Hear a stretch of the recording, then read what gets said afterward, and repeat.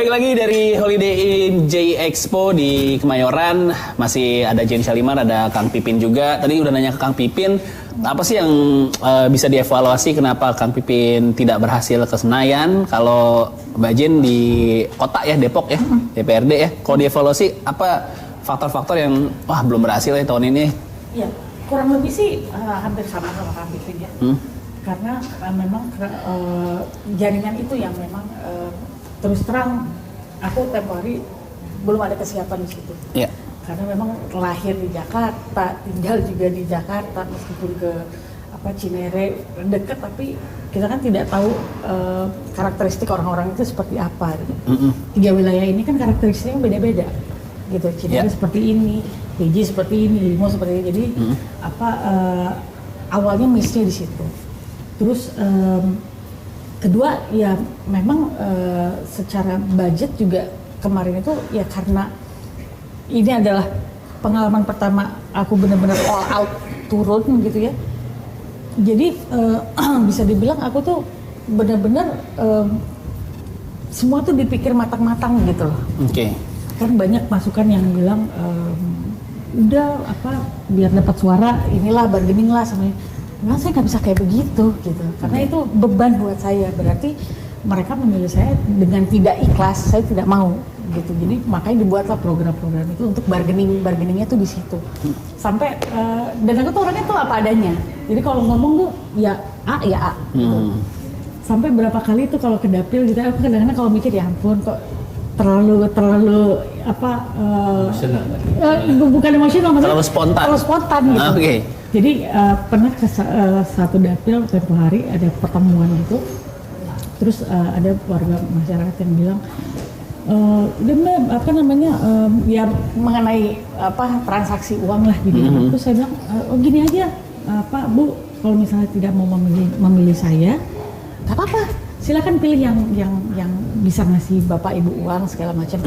Tapi nanti kalau sudah terpilih, Bapak Ibu merasa tidak dibantu atau tidak ada perlakuan yang maksimal dari orang ini sebagai anggota dewan, Bapak Ibu jangan marah-marah, jangan kecewa gitu. Karena suara Ibu Bapak cuma dinilai sebesar let's say misalnya 100.000. Bisa aja saya bayar, bisa aja, tapi untungnya buat saya apa, untungnya buat Bapak Ibu apa? Nggak ada. Jadi aku tantangin balik gitu. Nah itu setelah itu tim semua pada, aduh Mbak Jen kenapa ngomong gitu? Emang kenapa? Yang mereka jadi mikir nggak apa-apa, nggak masalah. Saya ngomong apa adanya gitu. Karena yang terjadi adalah justru mereka yang terpilih ini, mereka tidak melihat orang-orang ini yang membutuhkan bantuan. Itu yang kita lihat. Gitu loh. Karena ya itu tadi perbedaan komisi, jadi mereka tidak mengurus masalah kesehatan segala macam. Padahal ini yang harusnya menjadi catatan yang betul-betul harus digarisbawahi, ditebelin, kesehatan, pendidikan. Itu. Kapok nggak? Mau lagi? Kang Pipin kapok? Enggak ya? Pembelajaran ya? 2024 lagi berarti? Ya saya kira memang di PKS ditugaskan, bukan kita mencalonkan diri. Oh ditugaskan? Kita dicalonkan. Dan kalau memang diberikan kesempatan untuk dicalonkan kembali ya kita maju, tapi kalau tidak ya saya kira dengan aktivitas saat ini sebetulnya saya masih bisa tetap mempengaruhi kebijakan publik dengan sebagai staf ahli anggota dewan. Dan saya kira memang bedanya kalau jadi anggota dewan kita langsung execute gitu ya. Tapi kalau menjadi staf ahli memang ada anggota dewan. Dan saya meyakini bahwa ya ketika kita bisa berkontribusi lebih ya dengan menjadi anggota dewan, maka ya keterbatasan saat ini bisa lebih dikurangi gitu. Dan saya kira tidak ada kapok, dan menjadi anggota dewan itu karena memang passion sejak kecil. Saya dulu dari kecil Kang? Dari SMA, dulu saya SMP, SMA saya ketua OSIS, kemudian saya jadi ke UI ngambil jurusan ilmu politik. Jadi political science saya di situ, saya ngambil master juga politik, dan kemudian saat ini bekerja di DPR. Dan saya kira ya karena sehari-hari politik itu memang satu kebijakan, yang satu adalah langsung turun kepada masyarakat, mendengarkan aspirasi masyarakat. Nggak mungkin satu kebijakan tiba-tiba langsung saja eksekutif elit membuat satu kebijakan yang yang mereka kehendaki. Jadi kebijakan itu memang hakikatnya adalah harus sesuai dengan aspirasi rakyat. Jadi Oke. saya kira tidak bisa ada gap di antara saat ini adalah ketika elit jalan dengan narasinya sendiri, maka elit atau rakyat dengan sendiri-sendiri masing-masing. Saya kira itu yang akan melahirkan yang disebut dengan defisit demokrasi. Apa? Orang dulu kemarin nyoblos dengan dana yang luar biasa pemilihan, tetapi tidak dirasakan manfaatnya. Nah, saya berharap kalau saya diamanahkan dan menjadi anggota dewan yang amanah, yang betul-betul bisa memperjuangkan aspirasi rakyat. Bagi saya kemarin adalah latihan, karena saya baru pertama kali menjadi calon anggota dewan. Itu pelajaran yang lumayan mahal ya kemarin ya. Mahal. Dari segi biaya dan waktu ya, dan Iya, tenaga ya. waktu, tenaga, pikiran, keluarga ditinggalkan. Oh, oke. Nah itu keluarga nggak komplain dari Mbak Jen sama ini keluarga kayak ini belum jelas uangnya. Sebenarnya kayak pertaruhan juga sebenarnya jadi caleg kan kemungkinannya. Karena kalau dari hitung-hitungan matematik lebih banyak yang nggak kepilih sebenarnya daripada yang kepilih kan. Betul. Dari Mbak Jen sendiri Kalau dari keluarga sih ya atau pas udah gagal kayak tuh kan saya bilang juga apa nggak usah nyalek-nyalek lah gitu. enggak sih. Enggak ya? Karena aku tuh selalu menerapkan keterbukaan sama anakku, sama adikku semua di rumah tuh kita keterbuka bahwa saya mau nyalek.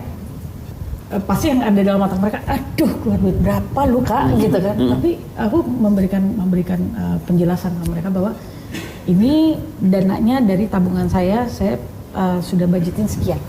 Okay. Jadi tidak perlu takut bahwa khawatir bahwa dananya ini akan malah semakin besar dan lain sebagainya, karena saya betul-betul pakemnya segini, tidak akan lebih dari itu. Okay. Dan itu benar-benar aku eksekusinya seperti itu.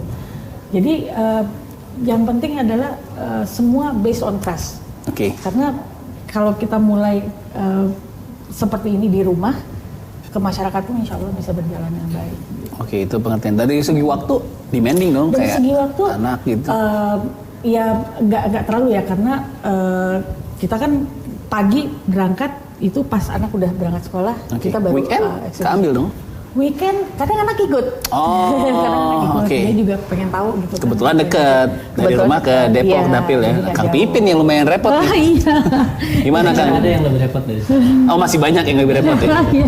Jauh naik pesawat. Iya, iya, iya. Kemarin hampir 2 bulan mungkin saya nggak pulang ya. 2 bulan nggak pulang di Dapil? Yang kan sebulan saya pulang kemudian balik lagi, dan saya kira itu salah satu perjuangan. Konsekuensi ya, Bang. Konsekuensi perjuangan. Ngejelasin ke anak gimana Ke Kang kalau anak, ini? istri dijelaskan. Dan kita udah jauh-jauh hari bahwa nanti mungkin dekat-dekat. Kalau sebelumnya saya paling seminggu sekali, seminggu 2 kali gitu ya ke Dapil. Tapi ketika sudah mendekati, memang itu Intens, momen intens, lebih banyak. yang diperlukan, karena people intensive itu memang mempengaruhi pilihan para pemilih. Karena orang tuh lebih memilih bukan karena kita hanya sekedar memang di TV, memang ada poinnya, tetapi people intensive orang tuh akan memilih fix, tidak hanya kita populer tetapi elektabilitas kemudian jadi elektabilitas ketika memang sudah ketemu.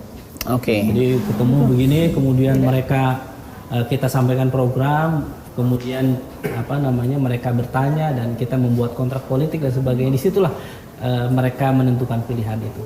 Jadi mau tidak mau memang tidak bisa dalam jarak jauh gitu, atau hanya dengan media sosial. Efek media sosial itu hanya 10% dalam kompetisi politik itu, dalam pilpres maupun pileg.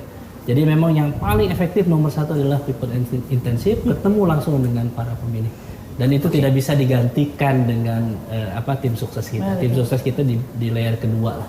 Oke, siap. Nah pertanyaannya setelah tidak terpilih mau ngapain? Nah ini yang mau kita tanya habis ini sambil dimakan lagi. Ini makannya masih banyak pisang goreng belum diminum lagi. Habis ini saya mau nanya terus mau ngapain menjelang 2024 gitu? Memang 2020 ada, 2022 ada. Buzzernya sih udah mulai berisik lagi nih sekarang nih. Jangan kemana-mana, tetap di Generasi Mecin.